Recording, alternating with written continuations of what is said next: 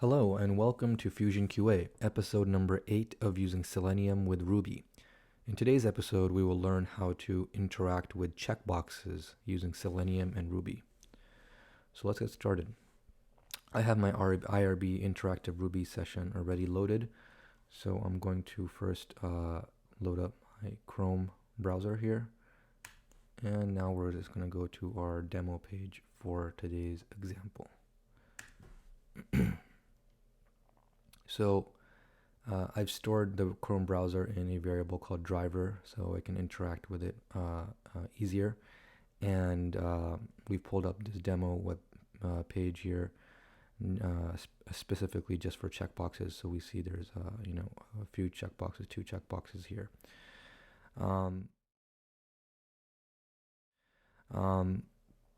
So first off, let's go ahead and try to find out in terms of what checkboxes we have here and how we can interact with them. So we're going to just do inspect on these checkboxes.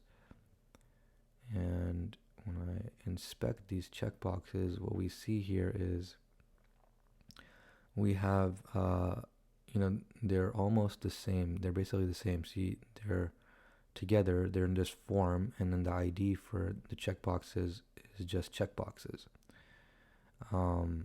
So that's what we have to go off of, right? And so let's first figure out here, we're gonna, this command right here, driver.findElements, right? And you notice it has it's plural elements. And then we're using the CSS of input type equals checkbox, right? So this should return all of the checkboxes on this page for us, right? So if I hit enter here, it returned, it looks like, it's an array here of 2 checkboxes. But just to make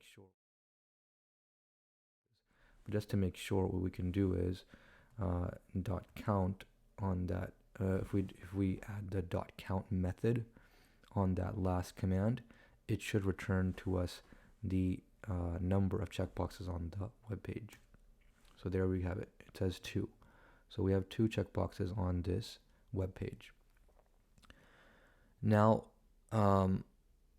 next what we want to do is we see here checkbox number 2 is already by default been checked. So let's try to now, let's try to first find this specific checkbox 1, right? Checkbox 1, let's try to locate that. And how we're going to do that is by doing similarly, what we did was the original command, right? Driver.findElements and then CSS and then equating that to input type equals checkbox. Now that's going to return both checkboxes, but this time we only want to return and find and store or find the first checkbox.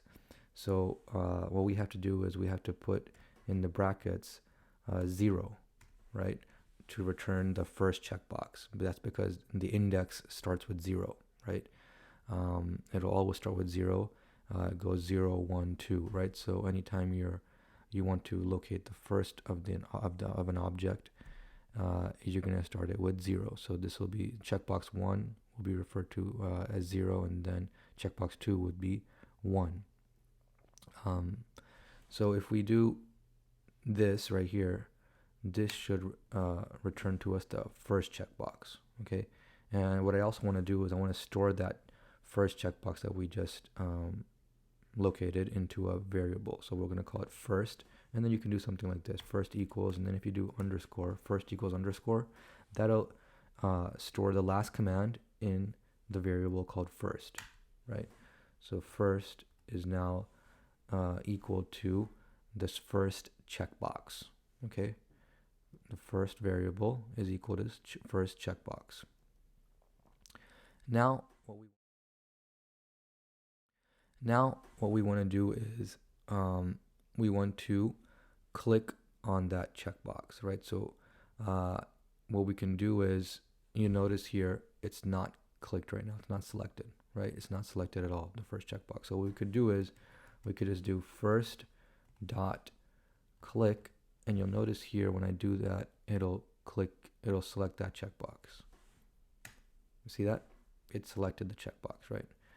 And then similarly, if you want to unselect it, you can do first.click again and it'll unselect it. Now you could also have done something like this. Instead of using the variable, you could just directly do it without doing first.click. You could do driver.findElement CSS input type equals checkbox, and then add the 0 index, and then do a .click, and that would do the same thing for us, right? And I want to unselect it, just like that. Storing in a variable like first makes it easier for us when we're writing tests and actually building out a framework. So now let's click that. What you can also do now. So let's start using the first variable. Now, if I want to make sure a checkbox is selected or not, we can do something like this. We would do first.selected, right, with a question mark at the end. This will return to us a true or false value, telling us if it's selected or not selected. So in this case, it should return to us false because it's not selected, right? Checkbox 1 is not selected, so this should return to us false. And there we have it, it's false. Now, if I do first.click, I want it to be selected. It's selected now. And now I want to check, is it selected, right? And this should return to us a true. There you go. That wraps up today's episode.